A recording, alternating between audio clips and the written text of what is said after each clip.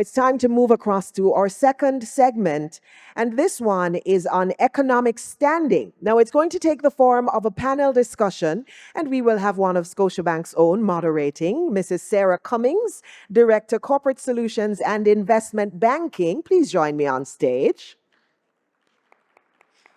And as she comes up, let me invite the three panelists. Jacqueline Maria Stewart Lechler is a powerhouse in a male-dominated industry, boasting 39 years of experience. A fourth-generation family business, Stewart's Automotive Group started as a humble automobile service garage back in 1938 and now has expanded into one of the largest automotive groups in Jamaica, employing 700 people, 8 companies, retailing passenger, commercial vehicles, construction, industrial equipment, paints, accessories, car rental, fleet management, vehicle security. I'm going to stop there, but you get the idea. Now, Jackie heads the family's community service and philanthropy endeavors through the Richard and Diana Stewart Foundation. They've partnered with Food for the Poor to construct several basic schools in rural Jamaica, a 30-bed ward at the Spanish Town Hospital, and the 2024 projects include the construction of Brixton Hill Infant and Primary School in Clarendon, and fundraising for 10 compassion homes as part of the Hurricane Beryl Relief Program. So you can understand why, in 2019, Jackie was awarded Jamaica's Order of Distinction in the rank of Commander Class for outstanding contribution to entrepreneurship through the development of the automobile, transportation industry, and also for community service, and why she's worthy of being on our panel. Thank you so much today. Now, Patricia R. Francis is a non-resident senior fellow at the Atlantic Council's Adrienne Asht Latin America Center. I hope I said that right. Francis is also the chair of the Government of Jamaica's Trade Facilitation Task Force. She's a director of the Alligator Head Foundation, as well as of the Rosetown Foundation for the Built Environment. Among her international appointments, she served twice as president of the World Association of Investment Promotion Agencies, chairperson of the China Caribbean Business Council. She's headed the United Nations Secretary General's high-level panel on women's economic empowerment. She served as special advisor to the executive director of UN Women. She was a member of the UK House of Lords All-Parliamentary Group, where she worked on trade with Commonwealth of Nations members, and the Eminent Persons Group, where she worked on British relations with African, Caribbean, and Pacific Commonwealth states. She has served as Assistant Secretary General and Executive Director of the International Trade Center. She also has honors and awards, including Commander of the Order of Civil Merit bestowed by the Government of Spain and the Order of Distinction Commander Class by the Government of Jamaica. And in 2024, she was named Caribbean Women in Trade's International Woman of the Year.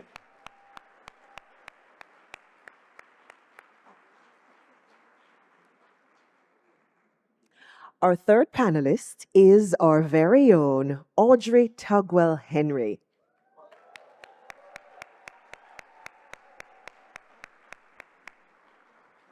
She has a combined 36 years of experience in banking, with over 20 years at the executive level, and a proven track record leading businesses within the financial services industry. Her current role is President and CEO, Scotia Group Jamaica Limited, and Senior Vice President, Caribbean, North and Central. So what this means is that she has overall responsibility for the growth and profitable development of corporate, commercial, and retail banking, insurance, and wealth management through a network of branches and subsidiary companies across Jamaica, as well as the North and Central Caribbean islands. She serves as director on the boards of Scotia Group Jamaica Limited, the Bank of Nova Scotia Jamaica Limited, Scotia Investments Jamaica Limited, Scotia Jamaica Life Insurance Company, Scotiabank Jamaica Foundation, Scotia Jamaica Building Society, Finbiz Processing Jamaica Limited, Scotiabank Caribbean Holdings Limited, and Scotiabank Bahamas Limited. And outside of the Scotia Group, She is president of the Jamaica Bankers Association and serves on the board of the Mona School of Business and Management. Welcome her, please.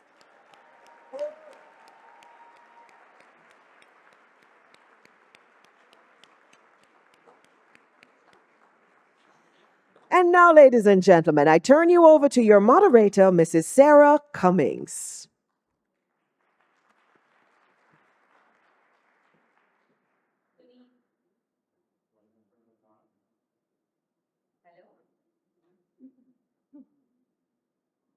Let's see if we can try this one. Okay, hang on one sec. Number one. Good evening again, everyone. Ladies, thank you for sharing your perspectives with us on the Jamaican woman, her economic standing. Economic growth and independence for women bears directly on society's ability to reduce poverty, increase productivity, and achieve sustainable transformational development. This conversation will highlight this issue from 3 points of view: that of the expertise brought by Audrey in banking and finance, Jackie in business, and Patricia in how the global environment impacts the local. We are constrained for time, so we will jump right in. But just before we start, on behalf of everyone here, Jackie, I would like to wish you a happy birthday and thank you. Yeah, happy birthday, yeah, my friend. Yeah, happy birthday, yeah, my friend. Yeah, happy birthday. And thank you. Thank you for choosing to spend time with us this evening. So, our first question is for Audrey. As president of Scotiabank and of the Jamaica Bankers Association, we are looking today at where women are in their financial standing. What are the trends saying about women's practices in one, personal finance, and two, business financing? Thank you, Sarah. Good evening, everyone. I hope you can hear me. Microphone working. Um, just allow me to just say thank you to all the women and men who have come out for this public forum. We're very, very pleased with the response, and we're happy to be able to host you. So what I would say, and from you heard from Statin and PIOJ, is that what we're seeing certainly in our organization and in the industry is that there is a general improvement in the trend for women in terms of their personal finances as well as women in business. And we don't use the data as much as we should, Leisha. But what we're seeing in terms of the responsiveness of women in accessing financing, and I'll give this as an anecdote. I've participated, designed, delivered many programs to support women to access financing, and this is the first I've ever been in a program where we offered $3 billion to the market. It was supposed to be over 3 years, and we blew the target after 2.5 years. So women actually came forward and were willing to go through the process to access financing, to expand their businesses, to enter into new opportunities. That was remarkable because I would say a decade ago, 15 years ago, we'd be struggling to get to $1 billion. Even though we offered preferential rates and so on, we were not seeing that take up. So I would say that there's a positive trend. The other thing that we're seeing is more women being interested in investments, which, the global statistics suggest that women don't invest as much as men, but we're seeing women not just coming in for regular savings accounts and checking accounts or to use the day-to-day products, but we're seeing women being interested in other products, insurance products, taking out insurance policies for their own lives to support their children if they should pass on. So I think overall we're seeing an improvement in the trend, and that I think is facilitated a lot by, one, more women being educated, more women entering the workplace. So once women are employed, they're economically empowered. And so we're seeing that empowerment. So I would say we're not where we need to be. There is still a lot more. Women make up 50% of the global population. We hold about 30% of the wealth, right? So 70% is still held by men. But there is an improving trend that we're seeing, with women in terms of their personal and business finances. Thanks, Audrey. Yes, very encouraging in terms of the data, female-led households, and certainly on the access to capital financing, we're seeing the trend as well.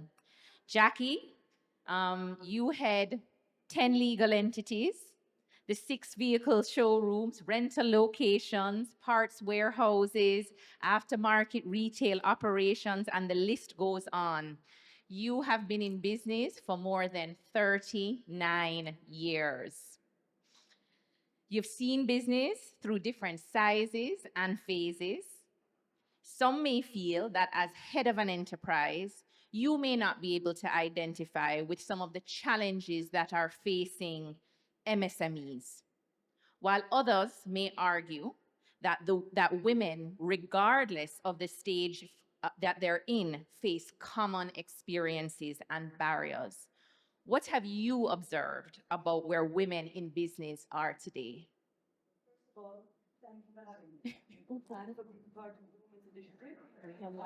Her mic, her microphone. No.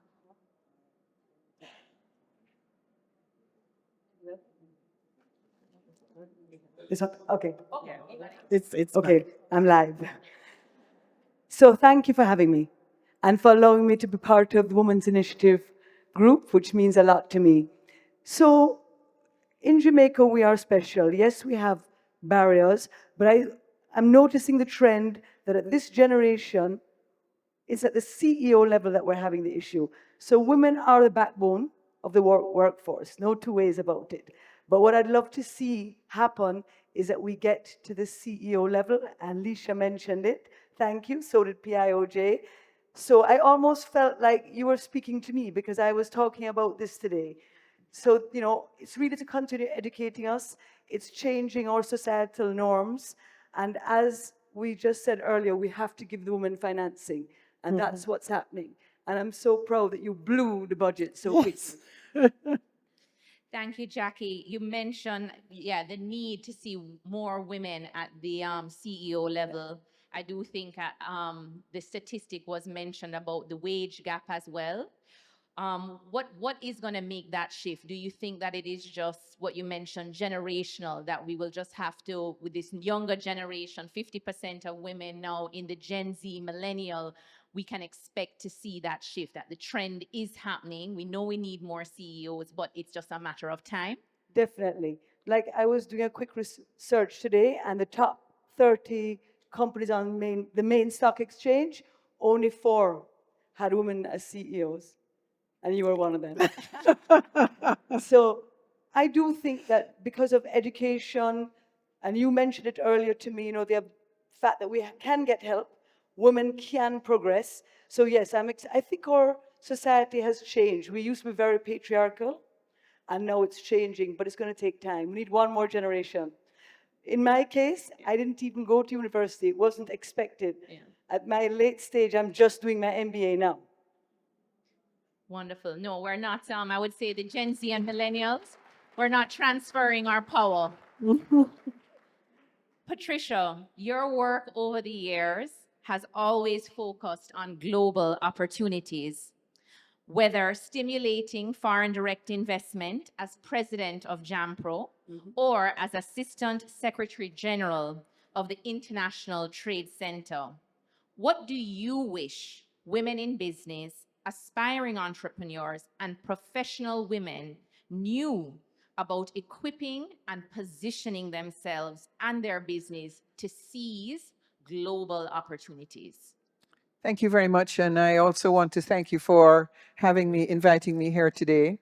I remember back in the day when I was pressing you, they have it in Canada, why don't we have it here? And of course, it was great that we eventually did have it here.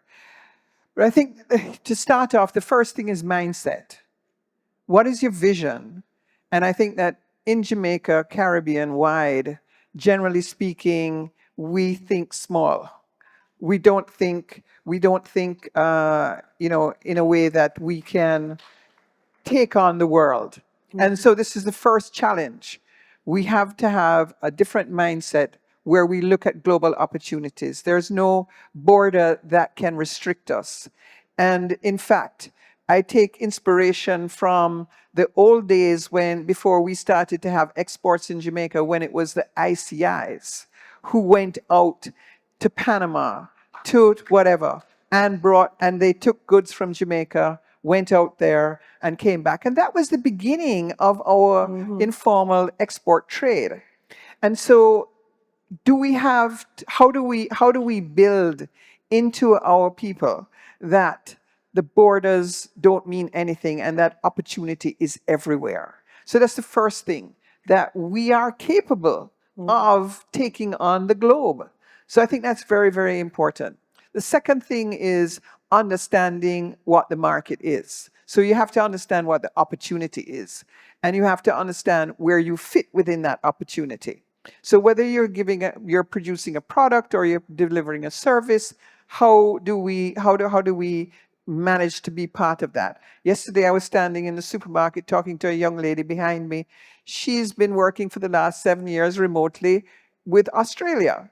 And so, her mindset is that the job didn't suit her here. She's in Jamaica, but she's working in Australia. And I think so, understanding the market, understanding and getting yourself equipped. And of course, today it's your presence in the marketplace. You have to have a visible presence in cyberspace. So everybody has to, have an initiative where, you either have a website, you're on LinkedIn, you're presenting what you're doing. You have to have an international presence. So those are just a few of the things that you have to have. And of course, there are lots of others, but I think we're short of time. Thank you, Patricia. Definitely, the mindset resonates with me. I've never considered that we think small. I think Jamaica, we think big and global, but again, it's a different perspective, right? And that visibility is key.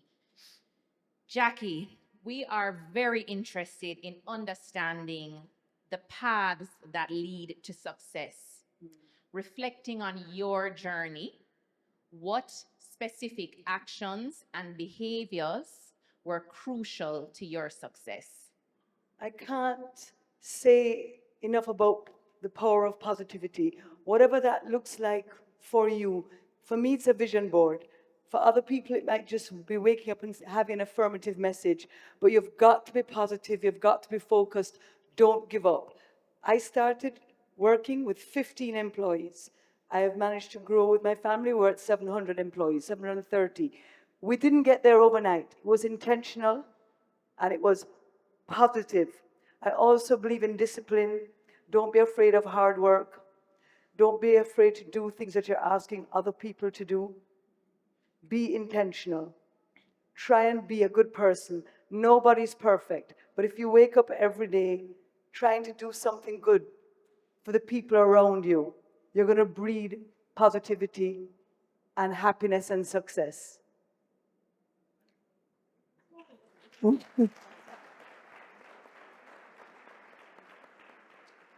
Thank you, Jackie. That reminds me of the law of abundance, right? In order to receive, we have to give. And what you highlighted about not being afraid to do the work of others just shows me that the vulnerability in your leadership has paid off. Audrey, we've heard from Jackie about some experiences, some actions and behaviors that has led to her success. Patricia, you've shared quite a bit in terms of how women can position themselves for more global opportunities, keeping that visibility. And Audrey, you have highlighted just what the trends you're seeing in how women are accessing capital, right? And navigating their personal finance.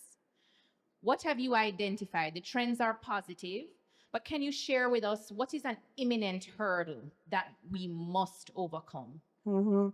I think, and I was very fascinated with the data from both Statin and PIOJ. The major hurdle that women have right now really has nothing to do with the skills, capabilities, or competencies of women.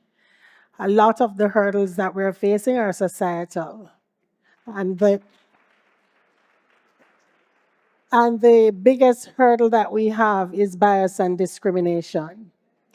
And it is very unfortunate that we're seeing a lot of wins that we have had over, the last 4 or 5 decades. There is seemingly the risk of erosion of those wins.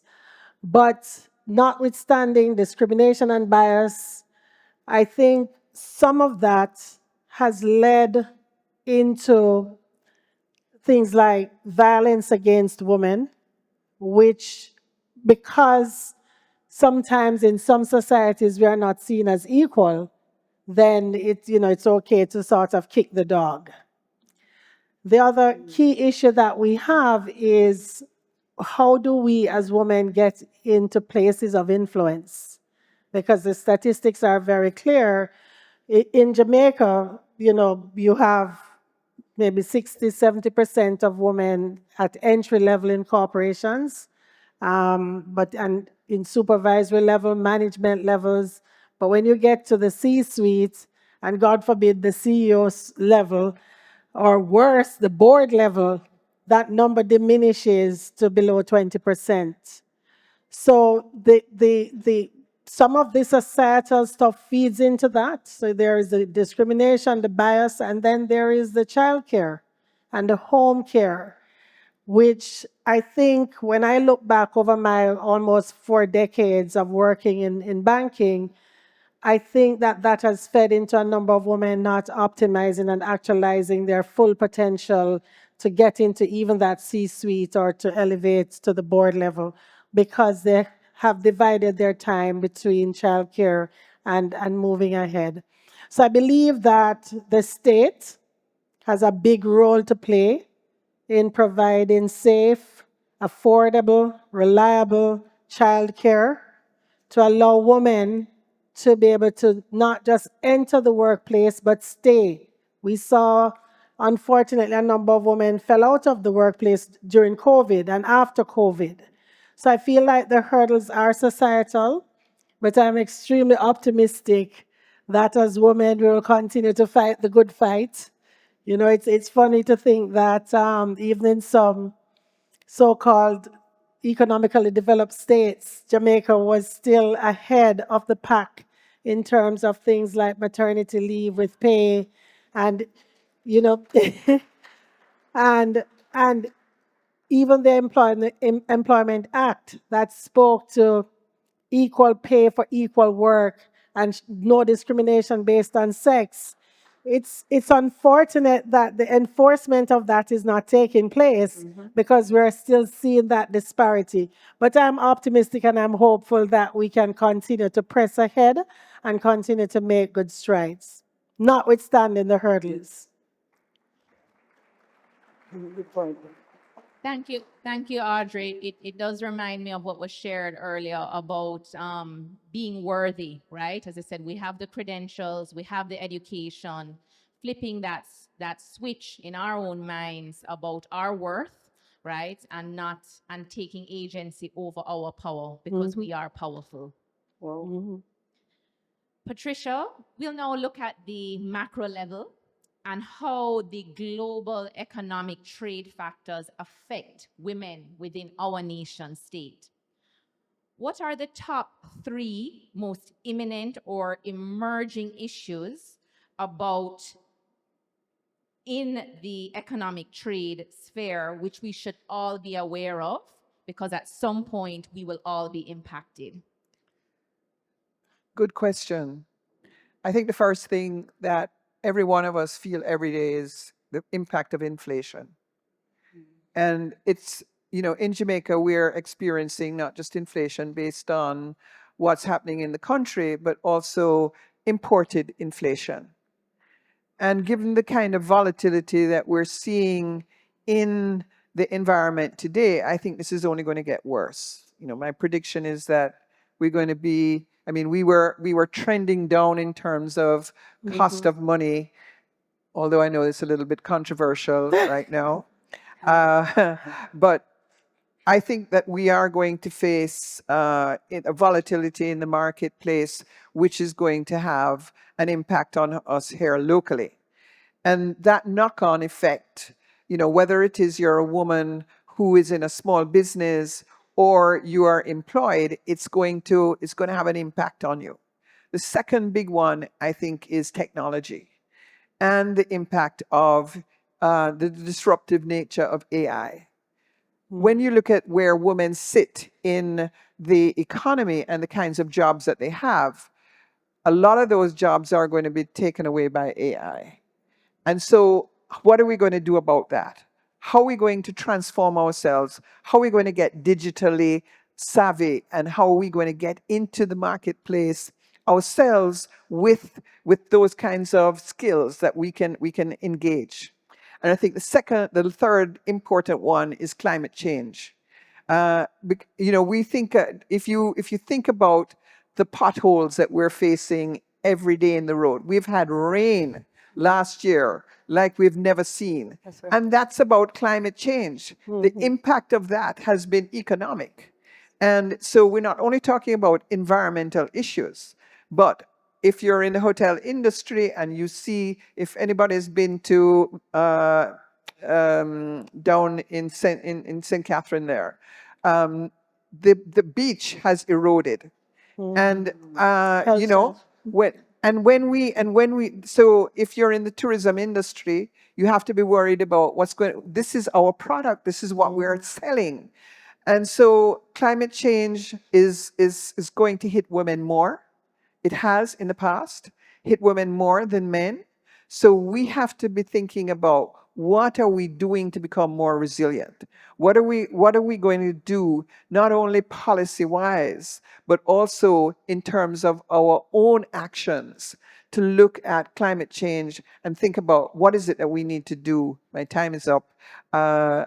This is a very, very big subject. And we have to figure out, how are we going to cope? Thank you, Patricia. Absolutely. We heard that the environment and the negative impact earlier does disproportionately affect women. Yes. Even though we are leaders in terms of environmental impact on the positive side, in terms of influence. So as we look to wrap up, I would like to hand over to Audrey, just to share a few words, last words, on what you would want women to know. Okay, thank you. I think it is important for women to know that the tide really in finance has changed, and it is moving positively for women. I listened to a short clip from a Bloomberg interview where a private banker, Ida Liu from Citi, spoke about the biggest transfer of wealth that will happen in the next decade, in the decade coming up, of over $100 trillion, of which 30 trillion of that will go to women.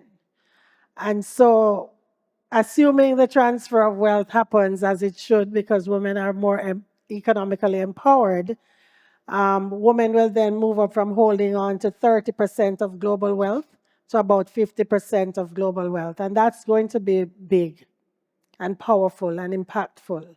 Because Pat, and the statisticians, that the data shows that women deliberately invest in impact initiatives. Women have a keen interest in climate change, in ESG, in DEI. And so we expect to see the balance of power shifting in a very positive way.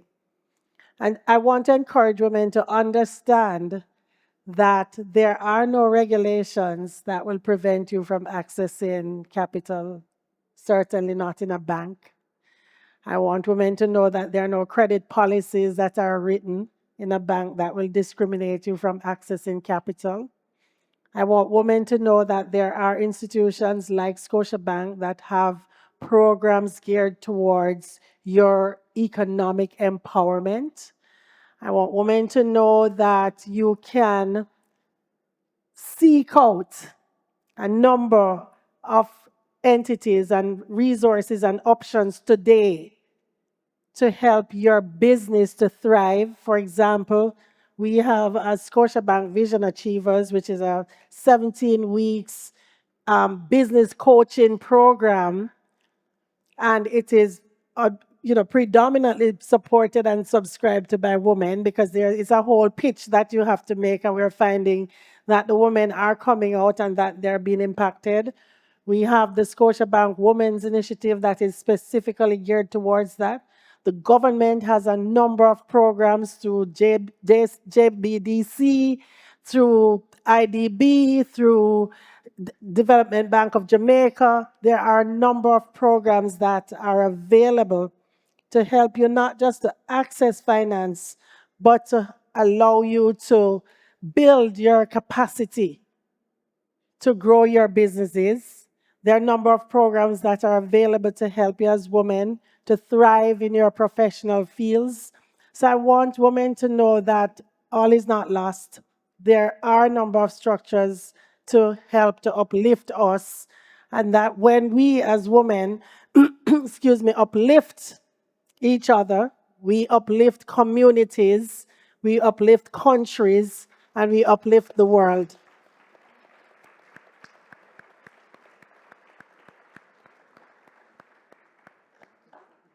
So I feel particularly optimistic in a time when there seems to be a little bit of chaos. I'm particularly optimistic that there are enough persons around in small communities, in corporations, in large entities, in government, that are people who are very interested in ensuring the economic viability of women and the continued progress of women. So let's just move forward together as sort of like a mighty force.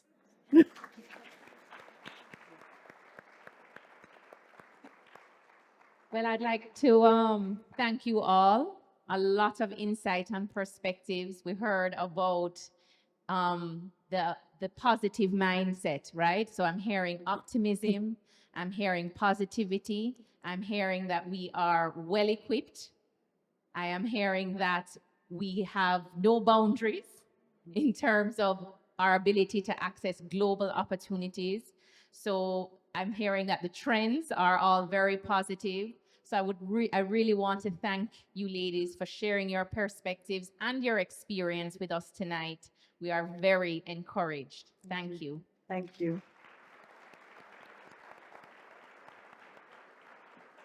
Thank you. Yeah. Okay, wait. Before you go, there we go. I'm sorry, ladies, we still have a little bit more work for you. I believe some questions came in on the Slido app. Could you assist, please, by sharing the first question? And I'd ask you, whichever of you feels more inclined, more appropriate, to just jump in and answer. May I have question number 1? Thank you, Paula. We have quite an active Slido environment, so thank you all for using the app. The first question, and I'll invite each panelist to briefly give one response to this. Very good question. What strategies can be employed to empower and reassure women who are hesitant or intimidated by the idea of taking on debt to finance their business growth? Yes, I suppose everybody's looking at me. I think the first thing is to find a trusted partner, a trusted bank. It is important that when you're taking on debt, that you understand the project, the initiative that you're borrowing for. Sometimes someone has an idea, the idea is not fully fleshed out, there is no written plan to support it. Sometimes persons have their businesses, the governance around the business is not strong, the financials are not put together, it's not very difficult. You kind of need to just at least know the inputs and the outputs, the inflows and the outflows. So to one, find a trusted partner. Two, have a very clear thought around the project that you want to finance. And to have a trusted partner that will help you to make an assessment if debt financing is the appropriate financing for that particular project. I know a lot of times banks get a big flack about not wanting to lend, but the truth is that some projects are not well suited for bank financing because a lot of the financing from banks are structured. You have term loans, they have repayment periods, they have amortized over a certain period, and so on. And depending on how the cash flow is coming into the business, that might not be the best structure. So it is important to make that assessment with a trusted institution like ours, we're not just looking to book the next loan. We're very interested in doing a transaction that will be mutually beneficial. And if it is that, debt financing is not the route, then that trusted partner will help you to identify other sources of financing your project. So I think that's a good place to start, making the project clearly defined, understanding, how the cash flow from the project will be generated, find a trusted bank that you can sit with and discuss the project and get good advice if financing is the way to go for that project. And then you will borrow with confidence and will have the support to navigate through that project that you undertook. I'd like to add that I think one of the most critical things is what's your market? And procurement is also, I think, a great place to start because if you can find someone who wants to buy a product and you know that they have the resources to pay you, then you can, in fact, produce the product because you know in 30 days you're going to get paid, or it's 60 days or whatever the terms are. So you have to understand your market very, very well and who it is that you're going to be selling to, making sure that they are bankable people that you're going to be selling to. So this is, I think, a great way to start. And you have, very little risk because you have really a sale already. And that way you can grow your business slowly, but in a confident manner. And I think that's, looking at supply chains and how women can fit into supply chains, this is really where you ought to be looking. Government procurement from big business, and it doesn't have to be huge. If you're in the hotel business and you want to sell coffee, let's say coffee that's going to be put into each room, it's not huge. You can do one hotel, two hotels, and you can start off this way. Look at business that is doing well and figure out a way that you can find a way to supply them something. Then you can bank that. And that's a great way to start. So I would say debt is scary. So Audrey mentioned trusted partner. I think the devil is in the details. I would say to you that if you're taking a loan for the first time, make sure you understand the collateral package.